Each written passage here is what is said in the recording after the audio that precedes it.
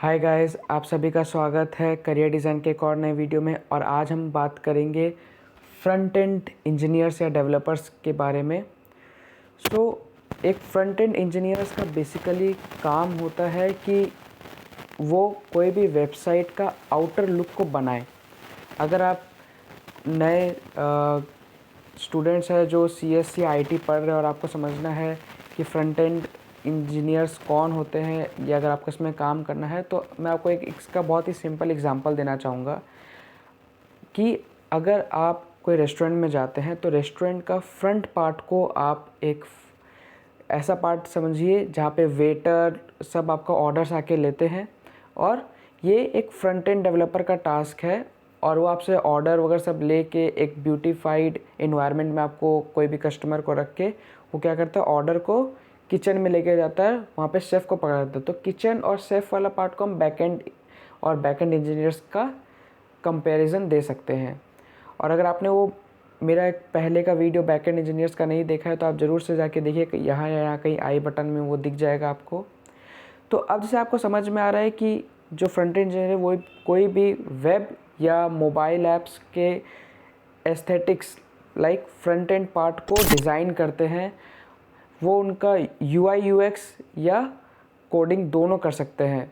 UI UX in the sense user interface और user experience की कोई भी बटन कहाँ रहना चाहिए, वो बेसिकली ह्यूमन सेंटर्ड इंटरेक्शन के ऊपर अप्रोच रख के कोई भी डिज़ाइन या डेवलपमेंट स्टार्ट करते हैं। जैसे कि सबसे पहले वो देखेंगे कि अच्छा, मुझे एक बस बुकिंग का वेबसाइट अगर रेडी करना है तो कैसा दिखना चाहिए, कहाँ उसका मेनू बार होना चाहिए, कहाँ उसमें सारे ट्रांजैक्शंस दिखने चाहिए, कहाँ उसमें उसका सीट का डिज़ाइन कैसा रहना चाहिए, उसका यूज़र प्रोफाइल कहाँ होना चाहिए, उसमें नेविगेशंस करने के लिए बटन्स कहाँ कहाँ रहने चाहिए।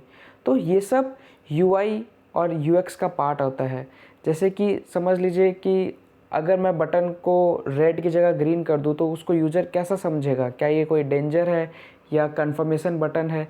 तो जैसे कि आप कोई भी जब ट्रांजैक्शन फेल हो जाता है तो वहाँ पे रेड कलर से उस ट्रांजैक्शन को दिखाते हैं या रेड क्रॉस आता है, और अगर कोई सक्सेसफुल हो जाए तो ग्रीन टिक या ब्लू टिक आती है। तो ये ह्यूमन सेंटर्ड डिज़ाइन है।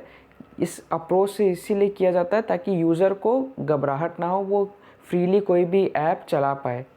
जैसे कि अगर मैं आपको इसका एक और एग्जांपल दूँ, आपको अगर मैं पूछूँ कि सबसे अच्छा ऐप चलाने में क्या लगता है, तो जनरली आप बोल सकते हैं कि इंस्टाग्राम या स्नैपचैट या यूट्यूब। क्यों? क्योंकि इसका जो UI और UX एक्सपीरियंस है, UX बेसिकली यूज़र एक्सपीरियंस, कि आपको चला के कैसा मज़ा आ रहा है, ये बहुत ही अच्छा है। इसे बहुत ही सोच समझ के डिज़ाइन किया गया। एक एक बटन, एक एक हर चीज़ का कलर से लेकर नोटिफिकेशन आइकन तक और लोगो तक सब कुछ अच्छे से सोचा गया है, ताकि इससे जो आँख से जिनका पावर थोड़ा कम है या कलर ब्लाइंड है वो भी थोड़ा अच्छे से यूज़ कर पाए, जो देख नहीं पा रहे हैं बट वो सुन के, विजुअल इम्पेयरमेंट है बट वो सुन के टॉक बैक या कोई भी ऐसा फीचर यूज़ करके अपना काम कर सकते हैं। तो ये सब बहुत ही सोच समझ के ह्यूमन सेंटर्ड डिज़ाइन और अप्रोच लिया जाता है। और अगर मैं आपको एक बैड यूज़र एक्सपीरियंस के बारे में पूछूँ, जैसे आप कोई गेम खेल रहे हैं, कोई बस चलाने वाला सिमुलेटर गेम या कोई भी, और उसमें आपको कोई कंट्रोल्स ठीक जगह नहीं दिख रहा, आपको बार बार कंप्लेन हो रही है, तो शायद उस ऐप में थोड़ा सुधार करने की ज़रूरत है। तो अब आप समझ सकते हैं कि UI UX क्या हुआ। और UI UX के बाद वो स्टार्ट करते हैं प्रोटोटाइपिंग, कि हाँ, हम एक ब्लूप्रिंट बनाएंगे और देखेंगे, सब जगह टेस्ट करेंगे, कुछ लोगों को बोलेंगे आप हमारा प्रोटोटाइप यूज़ करिए। बेसिकली ये एक नो कोड चीज़ होता है जिसमें आप अपना कोई बटन अलग अलग जगह रख के एक कैसा ऐप दिखेगा आप उसको बनाते हैं, और जब वो हो जाता है तो आप कोडिंग स्टार्ट करते हैं। कोड में आप बेसिकली जो भी रिक्वायरमेंट रहेगा आपका प्रोजेक्ट के ऊपर डिपेंड करता है। बेसिकली जो यूज़ किया जाता है जो लैंग्वेज, वो है HTML, CSS, जावास्क्रिप्ट, ठीक है। उसके बाद एक जावास्क्रिप्ट का फ्रेमवर्क जैसे कि रिएक्ट या फिर एंगुलर या फिर Vue.js, ठीक है। ये भी बहुत सारे अलग अलग फ्रेमवर्क्स हैं जिनको लेके वो काम कर सकते हैं। और इसके बाद उनका काम यही नहीं, उनको ये भी देखना रहता है कि उनका कोड कितना ज़्यादा ऑप्टिमाइज्ड है, कि अगर मैं कोई बटन दबाऊं और वो सिर्फ लोड ही होता रहे तो लोगों को वो सॉफ्टवेयर चलाने में मज़ा नहीं आएगा। कैसे यूट्यूब पहले बहुत ज़्यादा बफर लेता था तो लोगों को अच्छा नहीं लगता था, जब ऐड भी बफर होते थे। और आज के हम यूट्यूब से अगर कंपेयर करें तो बहुत ही ज़्यादा सुधार है उसमें। इसके बाद कोड ऑप्टिमाइजेशन के बारे में तो आपने समझा ही कि ज़्यादा लोड नहीं होना चाहिए, फटाफट काम होना चाहिए, ठीक है। कोड ऑप्टिमाइजेशन के बाद आपने ह्यूमन सेंटर्ड अप्रोच के बारे में समझा, और इसके बाद वो ये भी देखते हैं कि रेस्पॉन्सिव वेब डिज़ाइन है कि नहीं। Responsive web design, responsive web design का मतलब होता है कि आप जो वेबसाइट बना रहे हैं वो अगर मैकबुक में जैसा दिख रहा है तो वो विंडोज़ के लैपटॉप में भी वैसा ही दिखना चाहिए।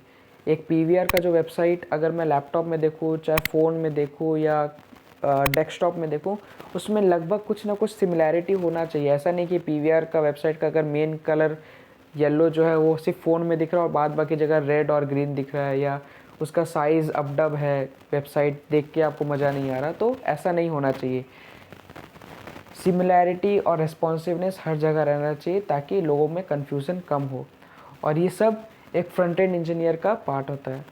और अगर हम इसका समझे कि इसमें स्किल्स और क्या डिग्री चाहिए होती है, तो बेसिक आपकी कोई भी डिग्री चलेगी यहाँ, चाहे वो इंजीनियरिंग से हो, नॉन इंजीनियरिंग से हो, बट आपके पास स्किल होना बहुत ज़रूरी है। और ये आपको खुद यूट्यूब से देख के या फिर आप कोई बूट कैंप या कोई ट्रेनिंग या कहीं इंटर्नशिप या अप्रेंटिसशिप करके भी सीख सकते हैं।